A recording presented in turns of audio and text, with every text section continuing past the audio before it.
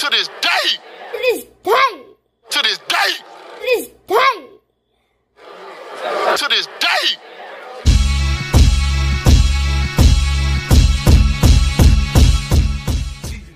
Top of the morning, fight fans. This is Kurt DeVille with Counterpunch Boxing News, and I have some new news concerning Otto Wallin and Otto Wallin's promoter. And he states this: Fury is a star. 80-20 is a fair split for Whyte. It sounds right. Bars. The World Boxing Council recently ordered an 80-20 split in Fury's favor, as we know, with the purse bids initially scheduled for January 11th. As it has been pushed back, Whyte is attempting to secure a bigger split and is currently appealing the 80-20 split ruling, with the purse bid being pushed back by a week to January the 18th. Fury is looking to fight on March 26th, likely in the UK. Salida has been involved in numerous world title negotiations. He firmly backs the WBC's decision to give Fury's the lion's share of the money. Tyson Fury is a star. I believe that this is a fair split. The split sounds right. Tyson Fury is a superstar and a big draw, Salida said to Metro UK. Even with the purse split at 20%, Whyte would still stand to make a lot of money. Obviously, Fury is the hottest thing, not just in boxing, but maybe in all of sports. Wow. His last fight with Deontay Wilder was one for the ages, one we'll remember for a long time to come, and a fight that resurrected boxing. Wallin was scheduled to face Whyte last October, with the British boxer withdrawing with a shoulder injury. If the Whyte versus Fury falls apart, then Wallin is ready, willing, and able to fight Whyte.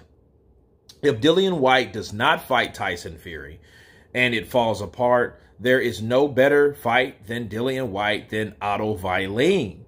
Okay?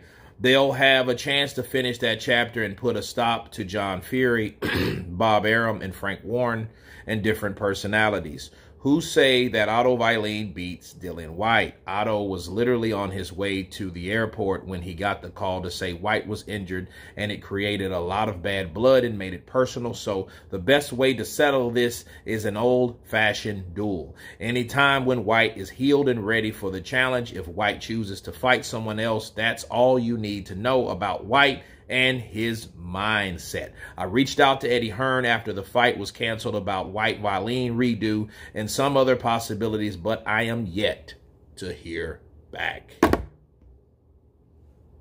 Those are the words of the promoter of Otto Wallin. Okay. Let me counterpunch. I think this was very dressed up thick for Tyson the Gypsy King Fury, right? I think it was dressed up because of the personal interaction and feelings from Team Wallin. Bars. Why? Because Otto Wallin felt rejected, disrespected, lied to, pushed aside, misused. He felt a lot of ways. And I can understand that, you know, because in his mind, he had a marquee fight with a guy that has been recently knocked out by an older fighter, and he's redeemed himself, but, you know, he's still a top fighter. So maybe this is my opportunity to replace Dillian Whyte with myself. And I know Otto Wallin was a fighter that he did have a good fight with Dominic Breazeale. He beat Dominic Breazeale up, even though Breazeale ain't been in the ring since he got knocked out by Deontay Wilder in 2019. Nonetheless, he still got that win. He gets credit for that win. And he wanted to do it again with Whyte, and he never got the opportunity. You know, the last thing any fighter wants to do is miss out on an opportunity to perform. Okay? Because his performance is everything. That's what you work towards. That's what you're in the gym for. That's what you put hard work, dedication, blood, sweat, and tears in the gym. Because it all supposed to come out in the ring. Otto Wallin did not get that opportunity. So, because he didn't, because the bitterness is there, because that exactly what made him bitter, he now, him and his promoter or whatever, is coming after Dillian Whyte like, hey, he deserves what he gets. Hell yeah, give him 20%. He deserved that. Why? Why does he deserve that? Not because Tyson Fury is just the biggest person in sports in general. No, that's not true. Fuck no.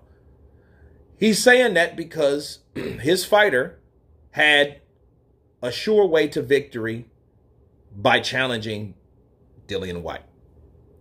This is bitterness all the way through.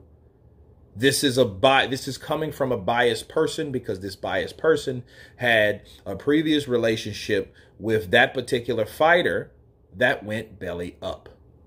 Okay? That's it. It didn't work out the way they expected.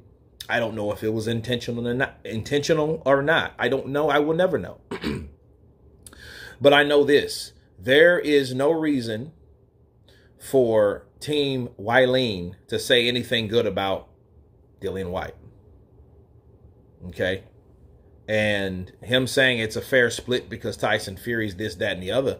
You could look at it this way. Well, you guys fought Tyson Fury. And we seen Tyson Fury's eye. Tyson Fury's eye was worse than Vitaly Klitschko's eye fighting Lennox Lewis. Pepsi challenge, because they were both bad. But Tyson Fury had two of them shits. He had one here, he had one there.